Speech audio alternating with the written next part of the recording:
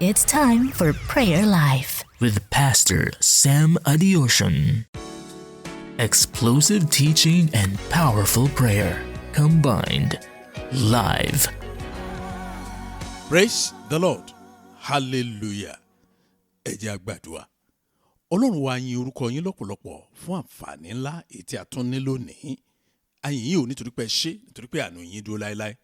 A dúpẹ́ nítorí pé bí ẹ ti jẹ́ Ọlọ́run lánàá, bẹ́ẹ̀ lẹ jẹ́ Ọlọ́run lónìí, bẹ́ẹ̀ lẹ tún máa jẹ́ Ọlọ́run títí ayérayé àìnípẹ̀kun. Bàbá, ẹ gba ọpẹ́ wa. Ọlọ́run àgbáyé, Olúwa ẹ gba ìyìn wa. A tún lọ báyìí o nínú àdúrà yìí. Ọlọ́run yóò gbọ́ àdúrà yín. Mo ní Ọlọ́run á fèsì sí àdúrà yín. Lẹ́yìn Jésù, lórúkọ Jésù Kristi ojú òní tì yín. Mo gbàdúrà láìpẹ́ yìí á gbọ́ èdè ńlá lẹ́nu yín ní orúkọ Jésù Kristi Olúwa wa. Àmín. Tọ́ ẹ̀yin ọmọ Ọlọ́run, lẹ́ẹ̀kan sí mo tún lo àǹfààní láti dúpẹ́ púpọ̀ lọ́wọ́ yín torí pé Ọlọ́run fún yín ní ojú, ó fún yín ní ààyè, ó tún fi yín sí ààyè tó dáa. Ìyẹn ló fà á o tí àfijọ́ ń gbàdúrà báyìí. Mo sì ti sọ lẹ́ẹ̀kan bá a ṣe ń gbà lójoojúmọ́ nìyẹn pé Olúwa o, àwọn tí ó ń tẹ̀lé iṣẹ́ ìránṣẹ́ wa yìí, tí wọ́n ń tẹ̀lé ọ̀rọ̀ yín bá a ṣe fi ń kọ́ wọn, ẹ má yẹ kójú tì wọ́n lẹ́yìn yín o. Tó dẹ̀ ló fi mọ́ mi lára tí máa fi sọ pé ojú ò ní tì yín lẹ́yìn Jésù lórúkọ Jésù. Mo fẹ́ fi àsìkò yìí dúpẹ́ lọ́wọ́ àwọn èèyàn wa. Kì í ṣe pé bóyá ojú wa fà wá rí o, tádùá bá ti ń lọ lọ́wọ́ báyìí. Kò kàn wù mí láti máa sọ̀rọ̀ nípa owó. Kì í ṣe pé bóyá ọkàn wa ò yọ̀, kì í ṣe pé bóyá ọkàn wa ò gbàdúrà fún yín, kì í ṣe pé bóyá kì í fààyè lẹ̀ láti gbàdúrà fún yín. A máa ń ṣe nígbà gbogbo. Mo kàn wá wò pé kò ní ìdí tá a bá ń pè èèyàn pé ẹ ló máa gbàdúrà fún yín o. Èmi ò rí sí nǹkan tó dáa kéèyàn máa sọ bẹ́ẹ̀. Yòó ń fẹ́ kí Ọlọ́run kí ó jọ́ọ̀jì yàn bí ọkàn yẹn ṣe rí sí ọmọnìkejì. A dúpẹ́ lọ́wọ́ yín lọ́pọ̀lọpọ̀ fún àwọn ọ̀rẹ́ yín, fún àwọn ẹ̀bùn yín, fún àwọn ìdámẹ́wàá yín, fún àwọn ẹ̀bùn yín, fún àwọn ìmọ̀ràn. Ara iṣẹ́ ìránṣẹ́ tó ara kan tó ń gbé, kì í ṣe owó nìkan ló ń gbé iṣẹ́ ìránṣẹ́ ga. Ìmọ̀ràn àwọn tó ń pín iṣẹ́ ìránṣẹ́ wa fún àwọn míì, tó tún ràn wá lọ́wọ́ láti fi Jésù hàn ọ̀pọ̀lọpọ̀ sí i. Torí pé tó bá pé wọ́n gbogbo yín ẹ fi dá wa nìkan ni, ẹlòmíì ò ní gbọ́, wọn ò ní mọ̀ nípa Ọlọ́run. Gbogbo ẹ̀ ni ọkàn wa ń yọ̀ lé lórí. Mo sì gbàdúrà ojú òní ti ẹ̀yin náà ní orúkọ Jésù. Ẹ má jẹ́ àgbàgbé àwọn programs wa yóò tí à ń wọ̀nà fún pàápàá retreat. Ìyẹn ti fẹ́ di ọdọọdún báyìí, ẹ rí. Mo sì gbàdúrà lọ́dún yìí bákan náà Ọlọ́run yóò farahàn ju ọdún tó kọjá lọ lórúkọ Jésù. Ẹ jẹ́ a wọnú àdúrà wa lọ. Ẹ jẹ́ a wọnú àdúrà wa lọ. Assurance of joy. Ìdánilójú ayọ̀. Ọlọ́run mi o. Ìdánilójú ayọ̀. Mi Ọlọ́run ló tún sọ pé ní káwọn ọmọ yìí kan gbàdúrà kí wọ́n lè ní ayọ̀. Kí ayọ̀. Ṣẹ́rí tí èèyàn ò bá gbádùn ayọ̀ bọ́lọ́run ṣe fẹ́, kò ní mọ rírì agbára ẹ̀. Bẹ́ẹ̀ ni. Ṣẹ́rí ìgbàgbọ́ ọ̀pọ̀lọpọ̀ sí ni wípé ìlérí tọ́lọ́run ṣe nípa pé òun á fòpin sí ìbànújẹ́, òun á fòpin sí ìpọ́njú, òun á fòpin sí ẹkún àti páyín keke. Ìgbàgbọ́ ọ̀pọ̀lọpọ̀ oníwàásù ni wípé ọ̀run nìkan ló wà. Pé tẹ̀yìn bá ti dé ọ̀run, a ó yọ̀, a ó rí kinní kan. Wọ́n máa ń sábà quote Revelation chapter 21 verse 4. Bí táwọn oníwàásù yẹn máa ń quote nìyẹn. Wọ́n ní and God will wipe away every tears from your eyes. There shall be no more death, nor sorrow, nor crying. There shall be no more pain, for the former things has passed away. Ṣùgbọ́n kinní kan ni mo fẹ́ kẹ́ ẹ mọ̀ dájú ṣáká wípé ṣe rí anything tí Ọlọ́run bá ti ṣèlérí ẹ̀ pé ó máa ṣẹlẹ̀ lọ́run, ó ṣèlérí ẹ̀ náà láyé yìí fún wa. Àti wàá bá ṣe máa ka bá wa ní tí ń bẹ lọ́run ni bó ń ṣe lọ́run bẹ́ẹ̀ ni ní ayé. Ó yẹ ká mọ̀ pé Ọlọ́run fẹ́ ká jẹ ìgbádùn yẹn kárí ká tọ̀wò àtọ̀wò. Ṣé ló dàbí ìgbà téèyàn fẹ́ lọ ra oúnjẹ náà, ẹ tọ̀wò kíní ìdá. Àti àwa àti family wa kan àti lọ sí mọ́ọ̀lù rí ní London. Ìgbà tá a débẹ̀ wọ́n ní ká yà ká tọ̀wò. Mo ní kí là ń tọ̀wò. Wọ́n ní wọ́n ṣe introduce product ní ká tọ̀wò. Èmi ọmọ kan tọ̀ nǹkan wò bí náà máa ń tọ̀ wò bí. Ṣé ló dà bẹ́ẹ̀ ni bẹ́ẹ̀ lọ́run ṣe fẹ́ nìyẹn. Ìgbádùn wa lọ́hùn ó fẹ́ ká tọ̀ wò ká wò bó ṣe rí. Bẹ́ẹ̀ ni okòrò mo sọ fún wa yẹn o. Kì í ṣe ọ̀rọ̀ pé kí la tún fẹ́ sọ àbí ká wá nǹkan mi sọ, kò sọ̀rọ̀ ká wá nǹkan mi sọ. Òkodoro Bíbélì ni. Ṣé rí òkodoro orí òkodoro yẹn ó ní mo fẹ́ ká ti bẹ̀rẹ̀ àdúrà wa. Ṣé rí ẹ má jẹ́ ká máa bá wọn kọrin ìbànújẹ́.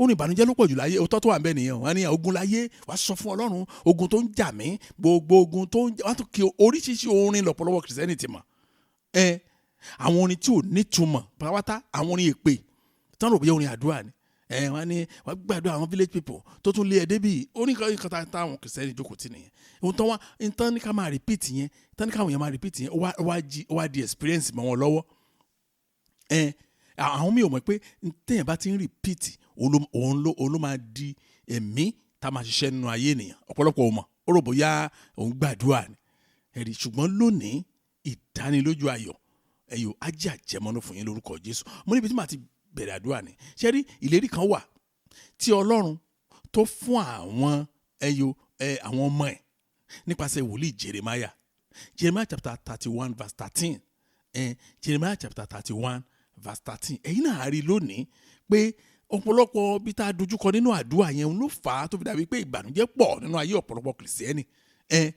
ẹ̀rí Jeremiah 31 verse 13 ó ní àwọn wúńdíá yóò jó wọn ó sì kún fún ayọ̀ bẹ́ẹ̀ gẹ́gẹ́ ni àwọn ọkùnrin àti obìnrin èmi yóò sọ ọ̀fọ̀ wọn di ayọ̀ èmi yóò tù wọ́n nínú dípò ìkorò èmi yóò tù wọ́n nínú ṣàmì ẹ jọ̀ọ́ nítorí náà ẹ̀yin náà farabalẹ̀ wo àwọn ọ̀rọ̀ agbára ìlérí ńlá tí Ọlọ́run ṣe fún àwọn ọmọ ẹ̀ níbí ó débì kan ní òun á sọ ọ̀fọ̀ wọn di ayọ̀ ìdánilójú ayọ̀ nìyẹn èmi yóò tù wọ́n nínú dípò ìkorò Ọlọ́run dípò ìkorò oh my God Jésù Olúwa ẹ mú ìlérí ayọ̀ àti ìtùnú ṣẹ nínú ayé mi lórúkọ Jésù ìlérí ayọ̀ àti ìtùnú tọ́lọ́run bá mú ṣẹ nínú ayé wa a ó rí Ọlọ́run ní ọ̀nà míì tá à ní gbàgbọ́ oh my God oh Lord fulfil the promise of joy and comfort in my life in Jesus name Jésù Olúwa ẹ mú ìlérí ayọ̀ àti ìtùnú ṣẹ nínú ayé mi lórúkọ Jésù ẹ jẹ́ á gbàdúrà bẹ́ẹ̀ ní orúkọ Jésù ní orúkọ Jésù ẹ mú ìlérí ayọ̀ àti ìtùnú ṣẹ nínú ayé mi lórúkọ Jésù ìlérí ìtùnú ìlérí ayọ̀ Olúwa ẹ mú ṣẹ ìlérí ìtùnú ìlérí ayọ̀ nínú ayé mi nínú ayé àmọ́ mi nínú ìdílé mi nínú ayé ọkọ aya mi lórúkọ Jésù Olúwa ẹ mú ṣẹ ẹ mú ìlérí ayọ̀ àti ìtùnú ṣẹ nínú ẹ gbàdúrà yìí dáadáa kí Ọlọ́run kó mú ìlérí ńlá ní ìlérí yẹn o tọ́lọ́run bá mú ṣẹ nínú ayé yín ẹ̀yin náà mọ̀ pé bàbá kan wà níbi kan tán pè ní Ọlọ́run Ísírẹ́lì ẹ mú ìlérí ayọ̀ àti ìtùnú ṣẹ nínú ayé mi lórúkọ Jésù gbọ́ àdúrà Jésù Kristi Olúwa wa Ọlọ́run mi mo sọ fún wa àìmọye àwọn èèyàn tó ń bá mi sọ̀rọ̀ ẹlòmíì á máa wò pé ṣé kìí ṣe pé àwọn tí ń rẹ̀yìn nínú ìgbàgbọ́ máa ní kí lẹ rí wọ́n láwọn rántí ní àwọn ọdún kan sẹ́yìn bá àwẹ̀ ṣe ń lọ bí ẹni máa kú bẹ́ẹ̀ àwọn kìí sùn lóru wọ́n sùn lẹ́yìn ẹ̀mí tàbí ẹ̀mí àwọn kìí sùn oorun níwájú ẹ̀mí òkùnkùn lẹ́nu mi wà ní kí wàá lọ́run ṣe òru sí tí wọ́n fẹ́ ká sùn máa ṣe mọ́mí sọ àwọn nǹkan kan tí wọ́n ti ṣe tẹ́lẹ̀ gẹ́gẹ́ bí kìrìsìtẹ́nì ẹ̀rù bà mí mo wá sọ fún mi ní mọ́mí pẹ̀lú gbogbo tẹ́ ṣe ń gbà yẹn kí lẹ rí mú bọ̀ ọjà wọ́n ní máyì kí n tàn yín sà wọ́n ní kò sí nǹkan kan wọ́n ní kò sí nǹkan ẹyọ kan báyìí táwọn lè dùn wọ́n bẹ̀rẹ̀ sí sọ àwọn àjálù àwọn àrélù wọ́n ní àwọn tó bẹ̀rẹ̀ oko ìyá tó ràn àwọn tó bẹ̀rẹ̀ oko ìyá tó oh my God wọ́n láwọn ti fi gbà wọ́n ní ètò jẹ́ káwọn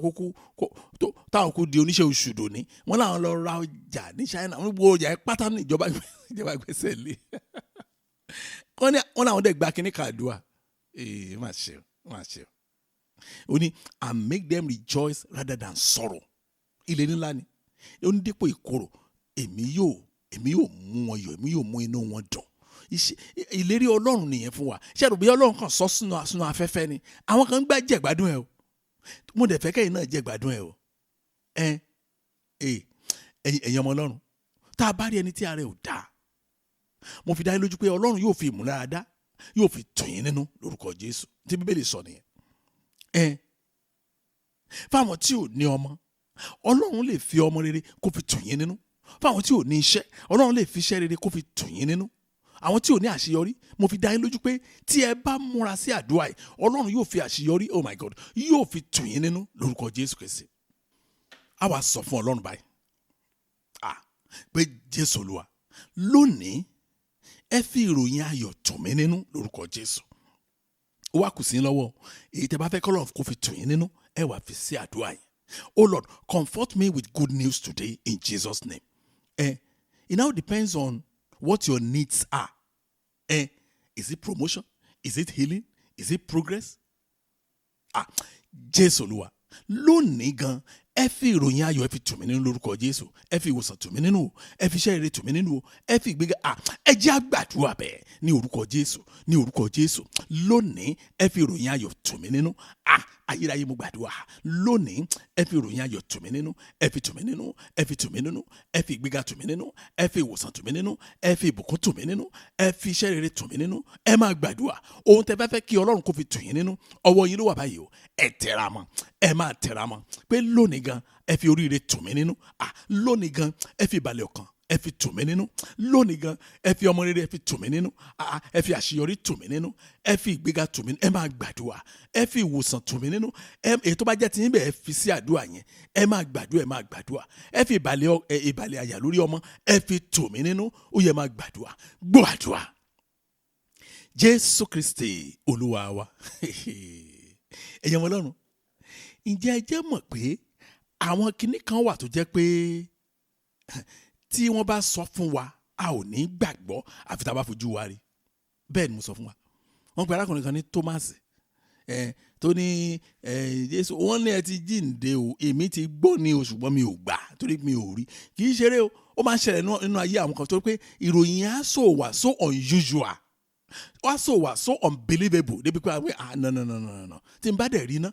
Bẹ́ẹ̀ ni that's why tí Jésù fi sọ pé Thomas gbẹ̀ṣẹ̀, ṣùgbọ́n Thomas kan pàdánù ire kan ni, ire ńlá kan ni Thomas pàdánù.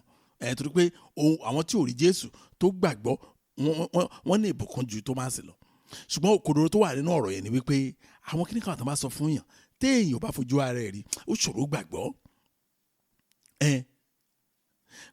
Mọ́mì kan ni wọ́n sẹ́ndì fọ́tò kan sí mi, family photo ní fọ́tò yẹn. Bàbá, ìyá àti àwọn ọmọ 5, obìnrin 3, ọkùnrin 3, obìnrin 2, ọkùnrin 3, obìnrin 2. Ní mọ́mì yẹn wá mẹ́sẹ̀ẹ̀jì mi wípé ṣé mo rí fọ́tò tí wọ́n sẹ́ndì yẹn, pé ṣé mo rí ọkùnrin 3 àti obìnrin 2 yẹn, ìbejì 2 ni wọ́n, that is táyé 2, kẹ́hìndé 2, wọ́n á bí ìkànnì náà fi jẹ́ 5. Mo lókè. Wọ́n ní another point tí mo fẹ́ kí n notice ni pé gbogbo àwọn tí mò ń wò ní fọ́tò yẹn they are all in medical profession. Ṣe pé náà ni màmá sọ mi tí ìjà pàtó bí màbí tí wọ́n ń lọ. Wọ́n ní èyí tí ò ṣe surgeon nù wọn, ó jẹ́ pharmacist, èyí tí ò jẹ́ pharmacist jẹ́ cardiologist. Gbogbo wọn pátápátá medical profession ni gbogbo wọn wà torí pé màmá wọn matron ni màmá wọn. Bàbá wọn nìkan ni ò sí ní medical profession, gbogbo wọn pátá ọ̀nà yẹn ni gbogbo wọn tọ̀.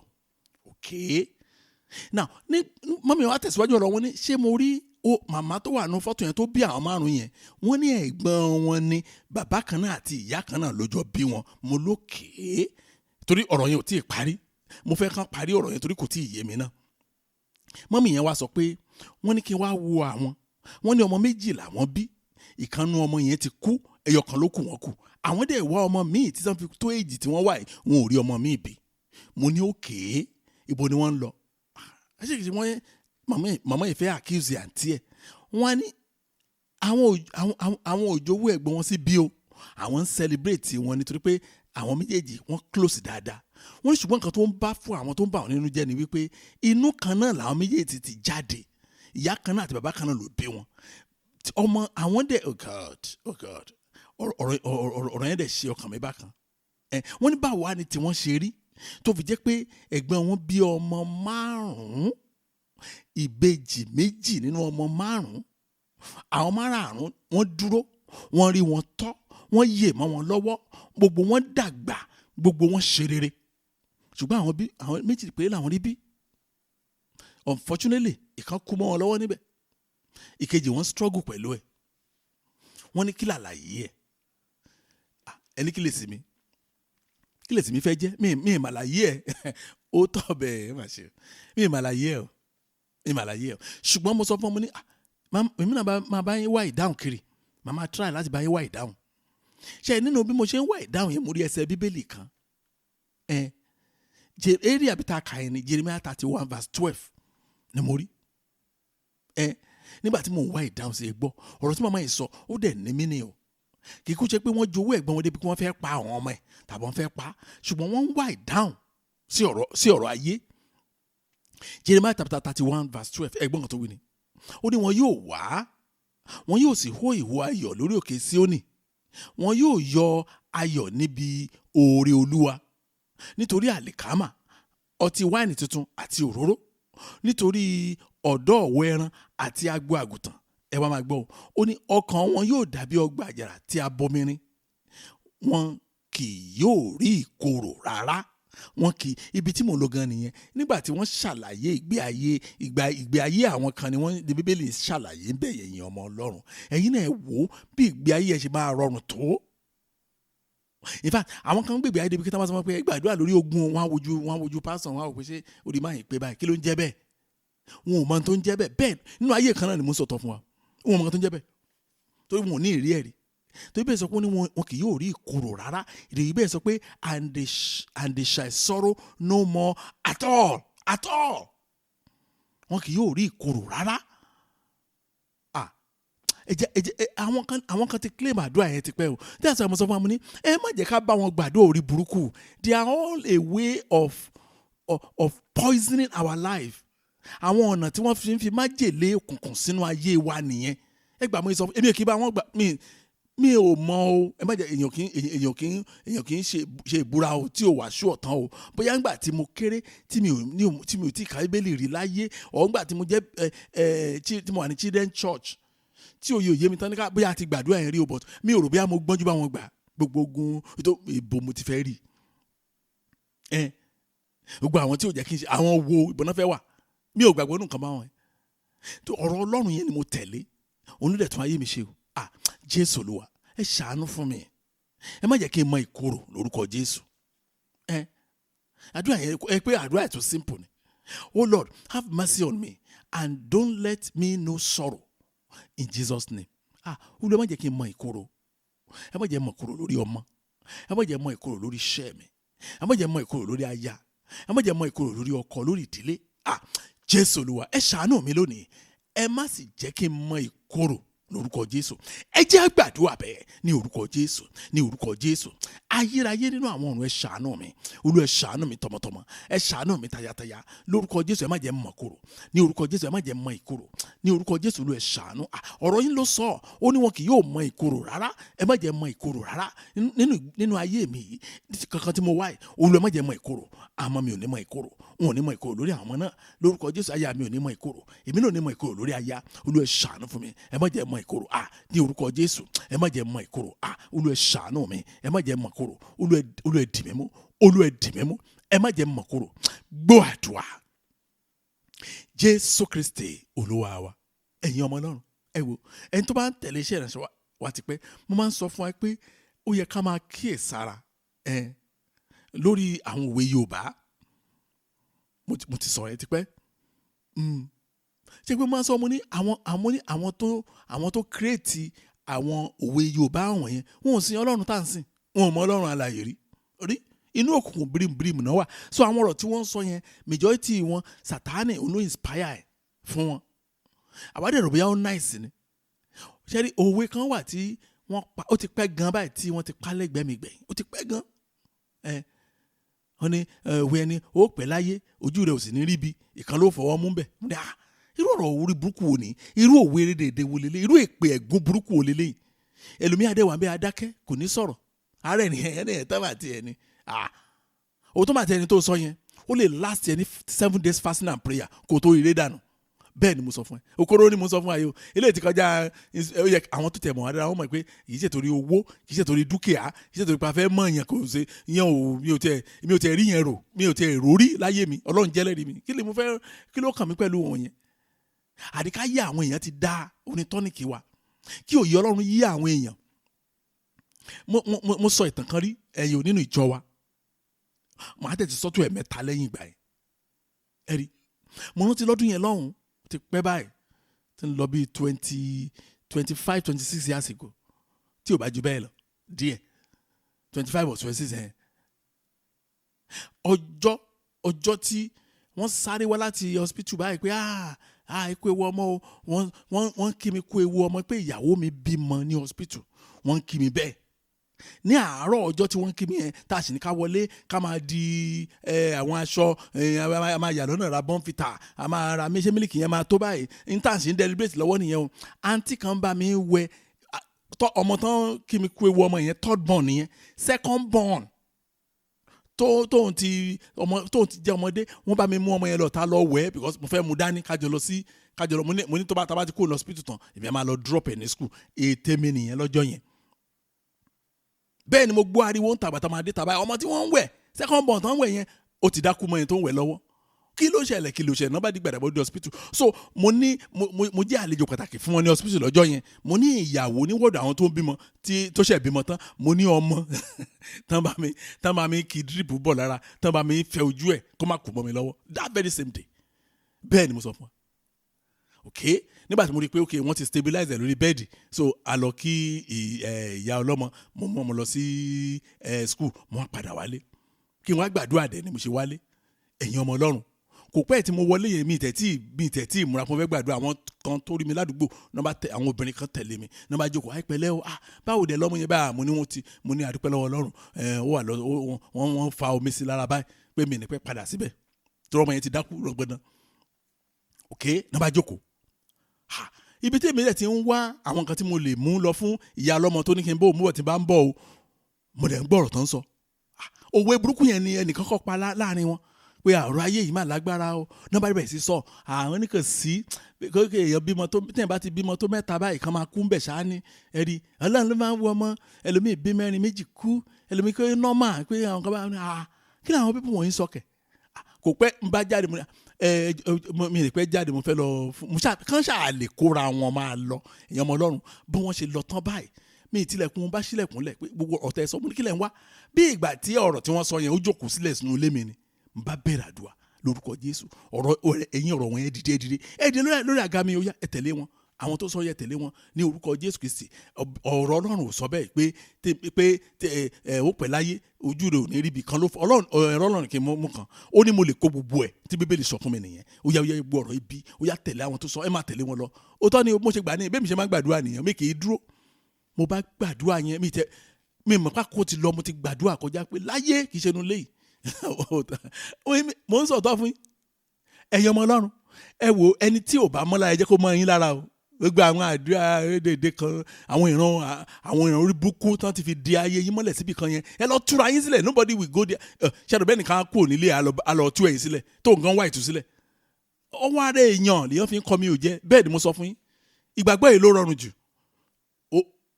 yes sir bẹ́ẹ̀ ni sir ìgbàgbọ́ yìí ló rọrùn jù láyé lọ́run mi ì tí rí ẹ̀sìn ọ̀hún tó rọrùn tó ká sin Jésù mi ì tí rí gbogbo àwọn nǹkan tẹ́ rí yẹn àwọn kan ló kàn dìlé wa lórí tí wọ́n dẹ̀ ń dùn tá a dẹ̀ ń bá wọn gbé ẹrù ọ̀ràn wọn kiri ẹ̀rí níní ọmọ tán bí lọ́jọ́ yẹn ó wáyé àzúzùà torí ọmọ tí ó dákú yẹn ọjọ́ kejì ló kó lọ hospital second day ló kó lọ hospital ọmọ tá a dẹ̀ bí tuntun wọ́n dẹ̀ ṣe ní mi àṣà tó ń dì àwọn ọmọ méjèèjì ọ̀hún àtẹ̀ tí wọ́n bí lọ́jọ́ yẹn àtẹ̀yẹ tó dákú lọ́jọ́ tí wọ́n bí ìkan yẹn àmì èjì ti di graduate lọ́lọ́ tí mo bá yín sọ̀rọ̀ mo sọ òkodoro fún yín èmi sọ lọ́jọ́ yẹn pé èmi o màá pẹ́ láyé o mi sì ní fojú mi rí bi pé kò ṣeé ṣe rí a sọ fún Ọlọ́run Jésù Olúwa ẹ ṣàánú mi ẹ má sì jẹ́ kí n mọ ìkorò nínú ayé yìí lórúkọ Jésù ẹ má jẹ́ mọ ìkorò lórí ọmọ ẹ má jẹ́ mọ ìkorò lórí aya ẹ má jẹ́ mọ ìkorò lórí ọkọ ẹ má jẹ́ mọ ìkorò lórí ìdílé mi oh Lord have mercy on me and don't let me know any sorrow in Jesus name Jésù Olúwa ẹ ṣàánú mi ẹ má jẹ́ mọ ìkorò nínú ayé yìí ẹ jẹ́ àgbàdua bẹ́ẹ̀ ní orúkọ Jésù ní orúkọ Jésù Ọlọ́run ayérayé ẹ ṣàánú mi Olúwa ẹ ṣàánú mi ẹ má jẹ́ mọ ìkorò Olúwa ẹ ṣàánú mi Olúwa ẹ ṣàánú ẹ má jẹ́ mọ ìkorò Olúwa ẹ ṣàánú fún mi lónìí Olúwa ẹ ṣàánú fún mi lónìí lórí ọmọ ẹ ṣàánú fún mi ẹ má jẹ́ mọ ìkorò lórí ọmọ lórí aya ẹ ṣàánú fún mi ẹ má jẹ́ mọ ìkorò lórí aya lórí ọkọ ẹ ṣàánú fún mi ẹ má jẹ́ mọ ìkorò lórí ọkọ lórí ìdílé mi ẹ ṣàánú fún mi ẹ má jẹ́ mọ ìkorò lórí ìdílé mi ẹ má gbàdúrà ẹ má gbà gbọ́ àdúrà Jésù Kristi Olúwa wa ẹ wò bí èèyàn bá ṣe fẹ́ bẹ́ẹ̀ náà ló máa bá bẹ́ẹ̀ ni mo sọ fún yín ṣe rí àdúrà ṣe rí gbígbà àdúrà kò sí lọ́wọ́ èèyàn bẹ́ẹ̀ ni mo sọ fún wa gbígbà àdúrà ó sì wà lọ́wọ́ èèyàn bẹ́ẹ̀ náà ni mo dẹ̀ sọ fún wa òkodoro méjèèjì tí mo sọ yẹn òkodoro pátápátá gbáà ni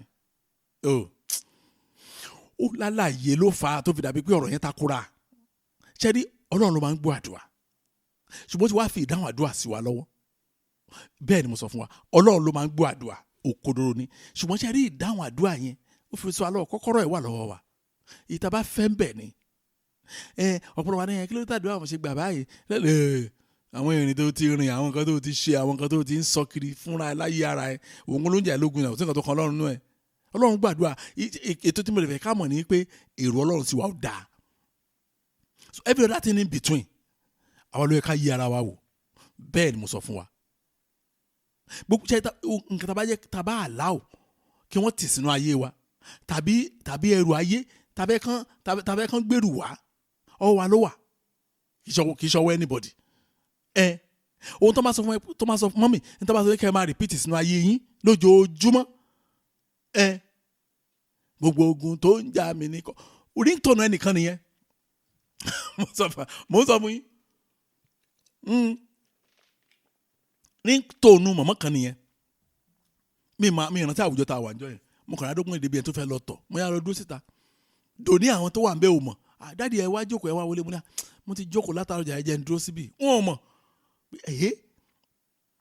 Ọlọ́run ló kẹ́gbẹ́ kó ìyá yẹn má jókòó sẹ́gbẹ́ mi bóyá bá fò dìde ni fóònù ẹ̀kọ́ ọ̀dún ní ogun tó ń jà mí ní kankan tó ń jà mí lábẹ́ èdè máa rí gbé mi lẹ́mu ló wà ó ṣe o odò àrò bóyá àdúrà nìyẹn àbí pé àwọn ọ̀rọ̀ tó bá ń repeat nínú ayé ẹ̀ yẹn òun la máa manifestation yẹn àwa la máa create ẹ̀ reality tá a bá fẹ́ live àwa la máa create ẹ̀ fúnra wa mo sọ fún wa mo ní tá a bá rí a lè má gbàgbọ́ mo ní dáàdì kan wọn kì í ṣe uncle mi directly because mi ì lè pè wọ́n ní uncle really dáàdì ni mo pè wọ́n throughout torí pé àǹtí wa kan family mọ́mì wa kan òun ló jẹ́ ìyàwó sí dáàdì yẹn n tó lead mi sílé wọn nìyẹn mo gbé bẹ̀ fún 6 years gbáko mo kọ́ ẹ̀kọ́ tó ní àgbẹ̀ in fact mo fẹ́ sọ pé dáàdì yẹn ó fún mi ní ó jẹ́ kí n rí positive side of life pé òun gangan reality èèyàn o lè máa gbé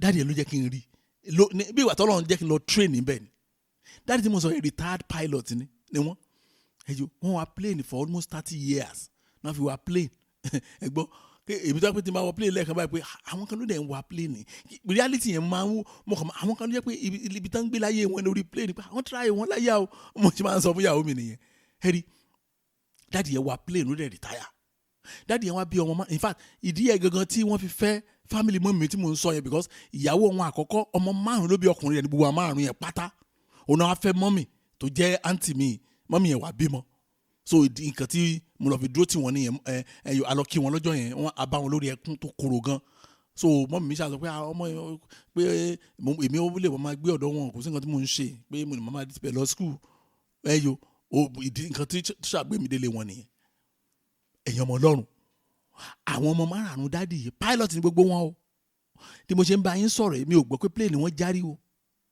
oh my God ẹ wo a gbọ́dọ̀ change reality ara wa a sin Ọlọ́run tó nà ọ́ ẹ̀yin náà ẹ wò dáadáa náà ṣáà sin Ọlọ́run tó ní ṣáà gbàdúrà ẹ̀yin náà no ẹ jókòó kẹ dá nìkan rò after this program ẹ jókòó kẹ wò pé ṣé mi ibi tí mo bá Jésù dé náà mo try reality títí à ń create fúnra wa òun gangan ni ìṣòro tó wà ń bẹ ṣé dáàdi tí mo ń sọ yìí wọ́n ní orin méjì kan ìkànnù ẹ̀mí ò mọ̀ dáadáa orin Sunny Adé ni mi ò mọ̀ dáadáa orin méjì yẹn tẹ́ máa bá lẹ́wọ̀n nù wọn nìyẹn ṣùgbọ́n kan bẹ̀ mo like orin yẹn gan because orin yẹn bí àbá yẹn ló create ẹ̀ ní o bí àwọn gbọ́n bì kan ní o orin yẹn mo mọ̀ débi pé every time bàbá yẹn ó kàn lè kí orin yẹn mọ́ yẹn lójijì jáde máa jó ayọ̀ ní tèmi làwọn mímọ́ ń sọ ayọ̀ ní tèmi làwọn mímọ́ ń sọ mo lólúwa mo rẹ̀ ní fẹ̀yìntì ayọ̀ ní tèmi mo dolórí ire mi ò mọ bí tán ti gbọ́ orin yẹn o mi mọ bí àwọn ló compose ẹ̀ fúnra wọn ṣùgbọ́n mo mọ orin yẹn gan mo máa ń kọrin yẹn gan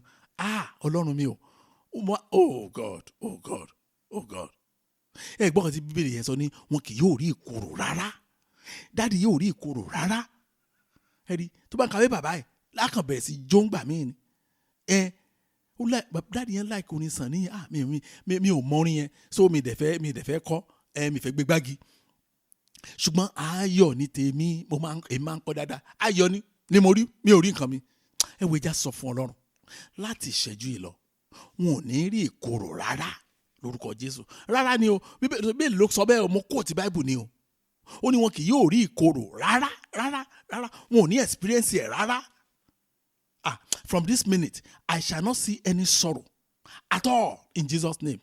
Láti ìṣẹ́jú yìí lọ wọn ò ní rí ìkorò rárá lórúkọ Jésù wọn ò ní rí ìkorò rárá lórí àwọn ọmọ mi lórúkọ Jésù wọn ò ní rí ìkorò rárá lórí iṣẹ́ mi wọn ò ní rí ìkorò rárá ní ìdílé mi ẹ jẹ́ á gbàdúrà bẹ́ẹ̀ ní orúkọ Jésù láti ìṣẹ́jú yìí lọ wọn ò ní rí ìkorò rárá lórúkọ Jésù Kristi láti ìṣẹ́jú yìí lọ wọn ò ní rí ìkorò rárá lórúkọ Jésù Olúwa ṣàánú fún mi lónìí láti ìsinsìnyí lọ wọn ò ní rí ìkorò lórí ọmọ wọn ò ní rí ìkorò lórí iṣẹ́ wọn ò ní rí ìkorò lórí ìdílé ẹ máa gbàdúrà pé láti ìsinsìnyí lọ láti òní yìí lọ wọn ò ní rí ìkorò rárá láti ìṣẹ́jú ìgangan lọ báyìí wọn ò ní rí ìkorò rárá ẹ wo ohun tẹ́ bá ń sọ léraléra yẹn òun ni reality yìí o bẹ́ẹ̀ ni mo sọ fún yín ẹ di ọ̀rọ̀ yẹn mú o ọ̀rọ̀ Ọlọ́run ni mo fi hàn yín yẹn o kì í ṣe àìdíà o kì í ṣe tíátà tán ṣe o tájẹ́ pa ọmọ yẹn nìkan jẹ́ o mò ń sọ òkororo fún yín pé ohun tí ọ̀rọ̀ Ọlọ́run sọ nìyẹn wípé wọn kì yóò rí ìkorò rárá wọn ò ní rí ìkorò rárá ẹ ní rí ìkorò rárá ẹ máa gbàládùn abẹ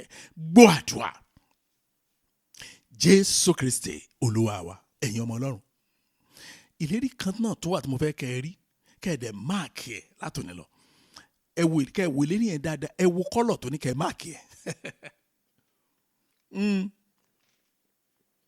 bẹ́ẹ̀ ni bẹ́ẹ̀ wọ́n ní kí n máàkì ẹ̀ ẹ mú báyìí rò kẹ́ ẹ máàkì ẹ̀ Isaiah 51 verse 11 Isaiah 51 verse 11 oh my God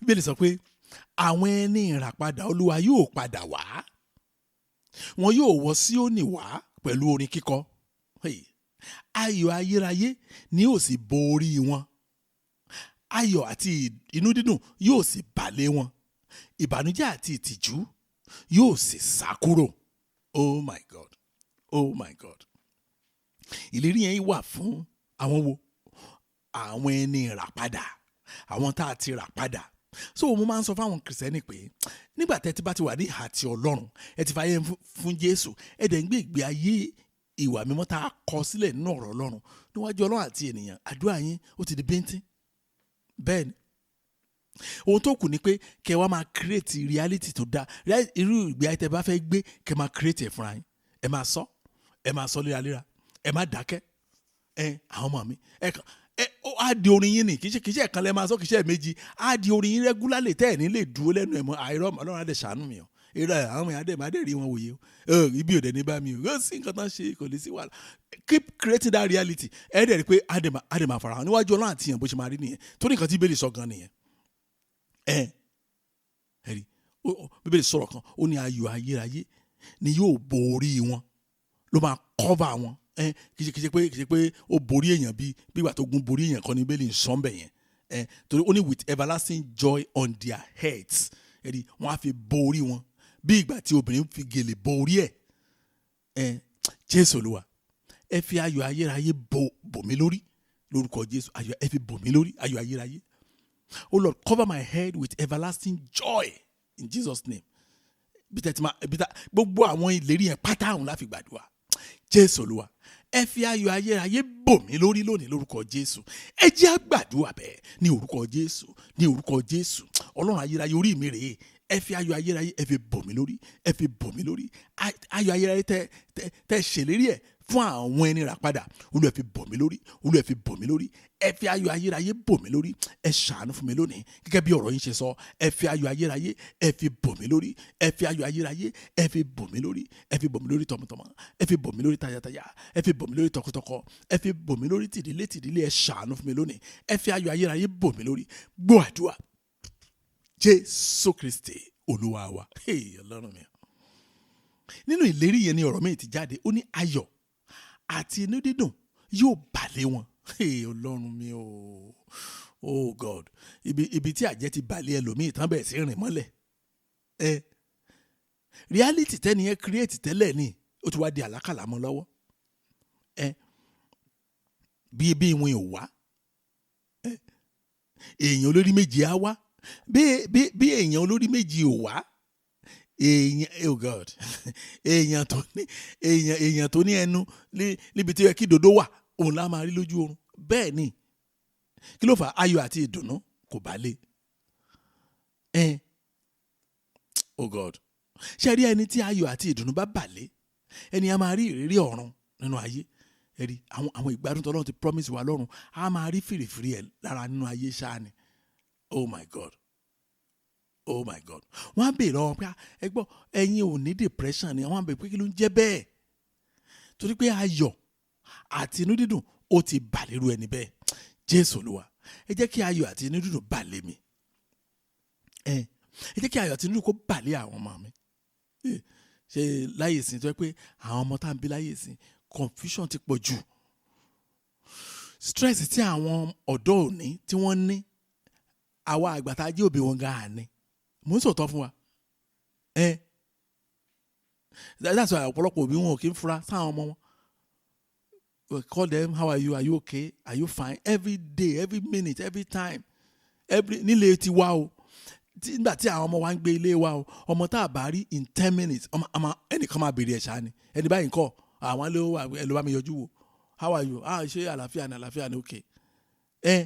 Kí ló fà á? There are a lot, not pass through a lot. Oh Lord, let joy and gladness rest on me. Jésù Olúwa, ẹ jẹ́ kí ayọ̀ àti inú dídùn kó bà lé mi, kó bà lé àwọn ọmọ mi. Ẹ jẹ́ á gbàdúrà bẹ́ẹ̀ ní orúkọ Jésù, ní orúkọ Jésù. Ọlọ́run ayérayé, mo gbàdúrà, ẹ jẹ́ kí ayọ̀ àti inú dídùn, ẹ jẹ́ kó bà lé mi, kó bà lé àwọn ọmọ mi. Ayọ̀ àti inú dídùn ó bà lé mi. Ayọ̀ àti inú dídùn ó bà lé mi lórúkọ Jésù. Ayọ̀ àti inú dídùn bà lé mi. Olúwa ṣàánú fún mi lónìí. Ẹ jẹ́ kí ayọ̀ àti inú dídùn, ẹ jẹ́ kó bà lé mi. Ẹ jẹ́ kó bà lé àwọn ọmọ mi. Olúwa ṣàánú fún wa. Olúwa ṣàánú fún wa.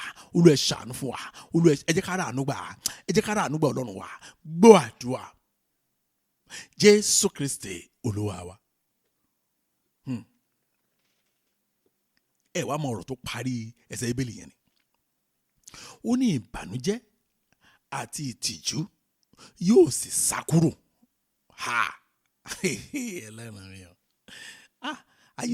Ọlọ́run tá à ń sìn ní agbára o. Àti pé a kì í fara balẹ̀ wo Bíbélì. Olúwa fi ń dàbí pé a kàn dànù gbà mí. Àwọn ará bíi dẹ́ mọ bí tán máa kóòtì fún wa. Wọn ò ní ṣàlàyé Bíbélì kanlẹ̀kanlẹ̀. Kí ló fà tọ́rọ̀ yìí fi wà ń bẹ̀? Ta ni wọ́n bá wí? Kí ni ìrírí ẹ̀? Kí ló ṣẹlẹ̀? Irọ́ àní wọn ò ní jẹ́ ká rí. A sọ fún Ọlọ́run. Mo sọ àsọtẹ́lẹ̀ lórí ìdílé mi pé ìbànújẹ́ àti ìtìjú ó sá kúrò nínú ilé mi láéláé lórúkọ Jésù. Àsọtẹ́lẹ̀ ńlá ni o. Mo fẹ́ kẹ́ ẹ serious pẹ̀lú àsọtẹ́lẹ̀ yẹn o. I prophesied over my family that sorrow and sighing shall flee from my house forever in Jesus' name. Ìbànújẹ́ àti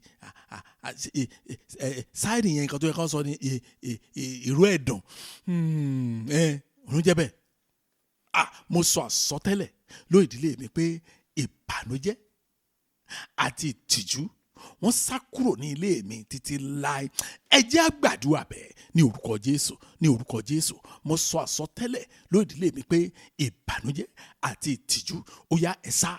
Wọ́n sá pátápátá kúrò ní ìdílé mi o. Wọ́n sá kúrò ní ilé mi láé títí láé. Wọ́n sá, wọn ò padà wá mọ́. Ìbànújẹ́ àti ìtìjú ó yá ẹ máa sá, ẹ máa sá, ẹ máa sá. Ẹ sá jáde kúrò nínú ìdílé mi. Lọ́wọ́lọ́wọ́ báyìí ẹ sá ibi tẹ́ fara pamọ́ sí. Torí ìyà yóò pa àwọn àlejò. Wọn ò fi ìbẹ̀rù bójú sá nínú kọ̀lọ̀fín wọn. Ó yá ẹ máa sá. Ó yá ẹ sá jáde. Ẹ jáde. Ìbànújẹ́ àti ìtìjú ẹ ò ráyè nínú ilé mi o. Ó yá ẹ máa gbàdúrà. Ó yá ẹ gbàdúrà. Ẹ máa sọ àsọtẹ́lẹ̀ o. Ẹnu yín lẹ máa fi sọ, ẹ máa sọ. Ìbànújẹ́ àti ìtìjú ó yá ẹ sá nínú ilé mi títí láéláé. Gbọ́ àdúrà. Jésù Kristi Olúwa wa. Kábíyèsí Ọlọ́run. Ó tọ́ ni o. Ẹ mọ̀ tó ṣẹlẹ̀ ni.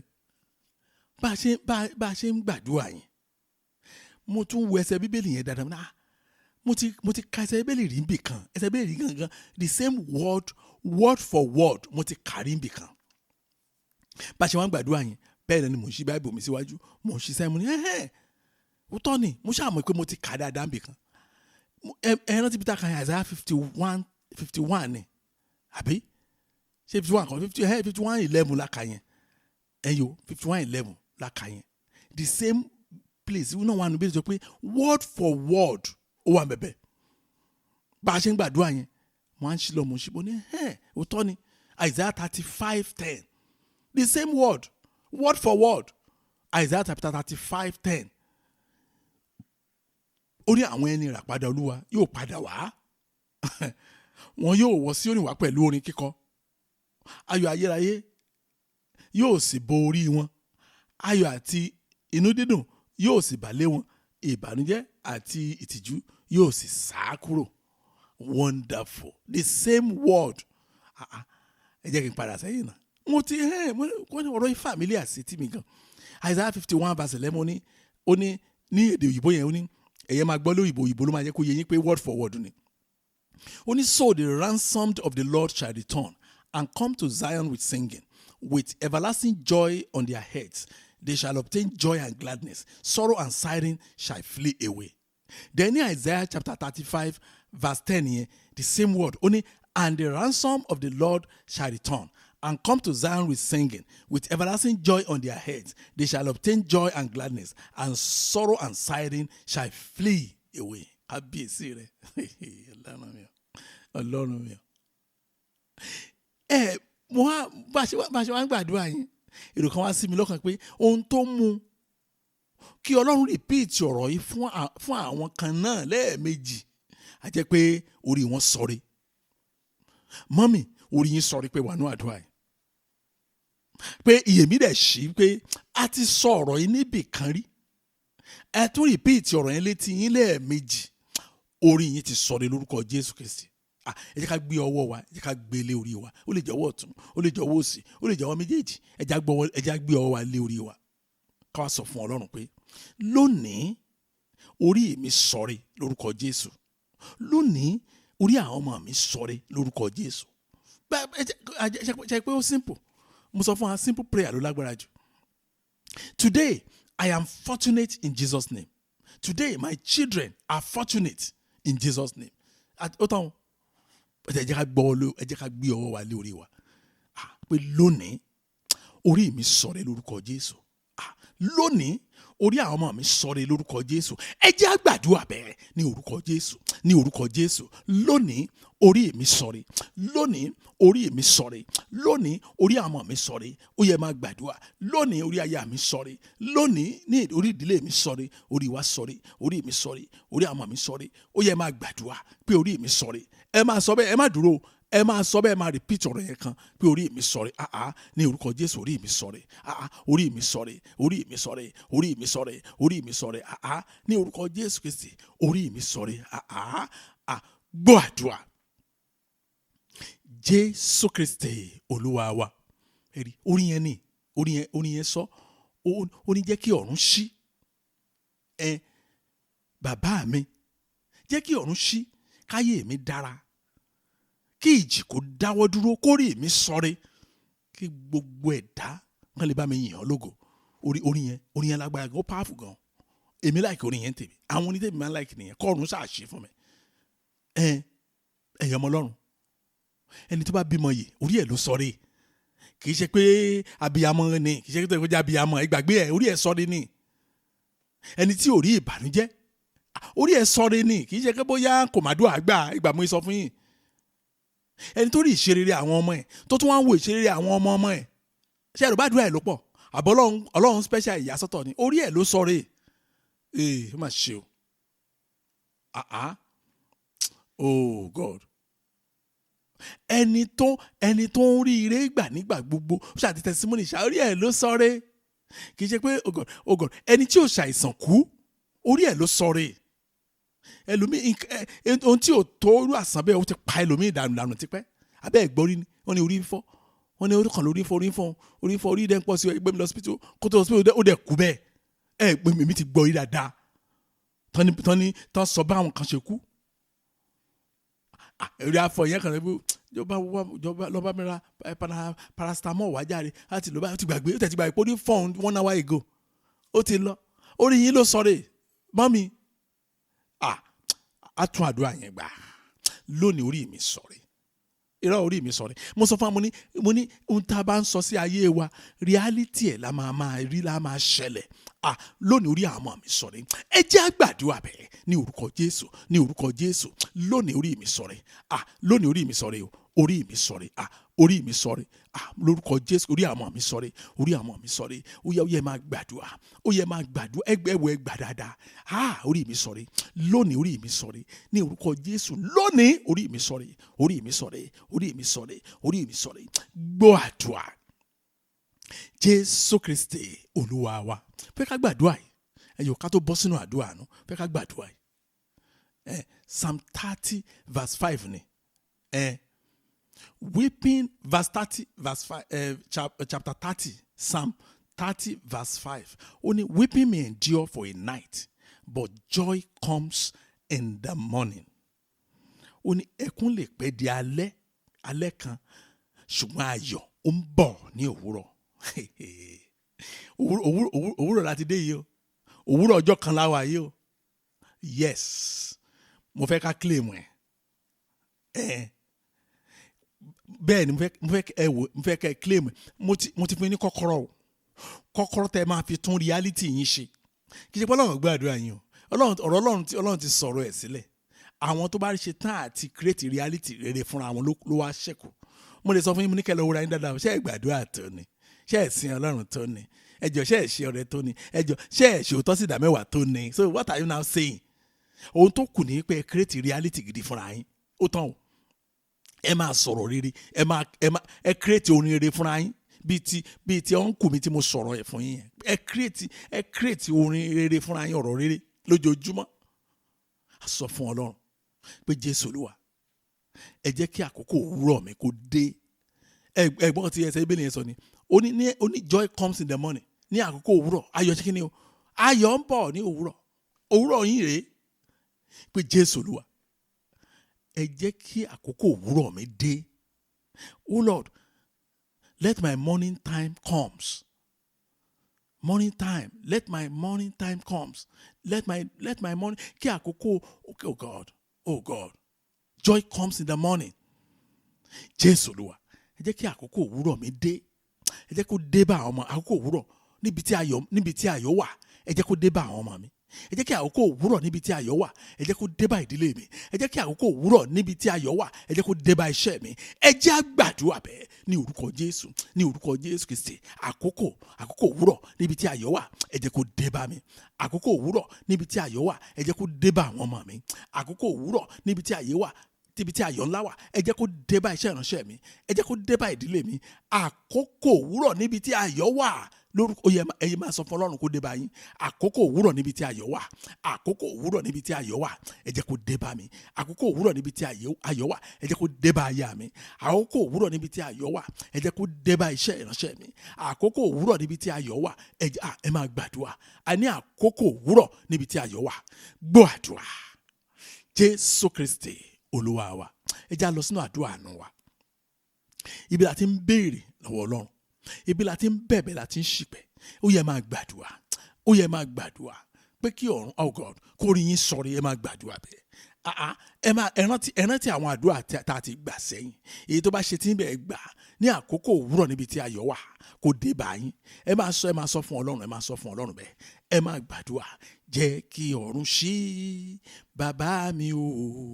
Jẹ́ kí ọ̀run ṣí, káyé mi dára. Kejì kò dáwọ́ dúró, kò rí mi sọ̀rẹ́. Kí gbogbo ẹ̀dá kí wọ́n lè bá mi yìn ọ́ lógo. Jẹ́ kí ọ̀run ṣí. Olúwa, ẹ jẹ́ kí ọ̀run ṣí fún àwọn ènìyàn wọ̀nyí. Ẹ jẹ́ kí ọ̀run ṣí fún àwọn ènìyàn wọ̀nyí. Ẹ jẹ́ kí ọ̀run ṣí fún àwọn ènìyàn wọ̀nyí. Ẹ dáwọ́lé wọn. Ẹ dáwọ́ lórúkọ Jésù. Lórúkọ Jésù. Lórúkọ Jésù. Ẹ dáwọ́lé wọn. Lórúkọ Jésù. Lórúkọ Jésù. Ẹ dáwọ́lé wọn. Tọmọtọmọ, tayátayá, tìdílé. Lórúkọ ìṣàánú.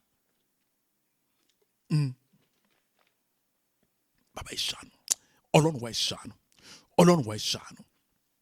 Gbọ́ àdúrà. Jésù Kristi Olúwa wa. Ẹ jẹ́ á gbàdúrà.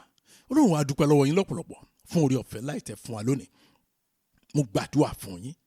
gẹ́gẹ́ bí àwọn àdúrà tá a ti gbà sẹ́yìn lónìí, ìlérí ayọ̀ àti ìtùnú ó ṣẹ nínú ìdílé yín lórúkọ Jésù Kristi. Mo sọ lẹ́ẹ̀kan sí pé mo ní Olúwa ó ṣàánú fún yín, ẹ ò ní mọ ìkorò ní orúkọ Jésù Kristi. Gẹ́gẹ́ bí ẹ ti gbà á ládùúà wípé mo ní kí Olúwa kó ṣàánú fún yín lórí ọmọ, lórí ọkọ, lórí aya.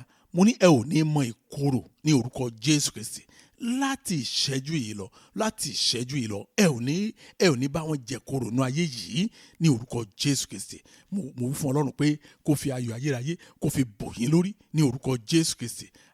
Mo ní kó fi ayọ̀ àti ìdùnnú kó jẹ́ kó bà lé yín ní orúkọ Jésù Kristi. Mo gbàdúrà fún yín pé orí yín sọ̀rẹ́, orí àwọn ọmọ yín sọ̀rẹ́. Mo ní orí yín sọ̀rẹ́, orí àwọn ọmọ yín sọ̀rẹ́. Mo ní orí yín sọ̀rẹ́, orí àwọn ọmọ yín sọ̀rẹ́, orí ọkọ yín sọ̀rẹ́, orí aya yín sọ̀rẹ́. Bẹ́ẹ̀ ni ó ṣe rí ní orúkọ Jésù Kristi. Mo á sọ fún Ọlọ́run pé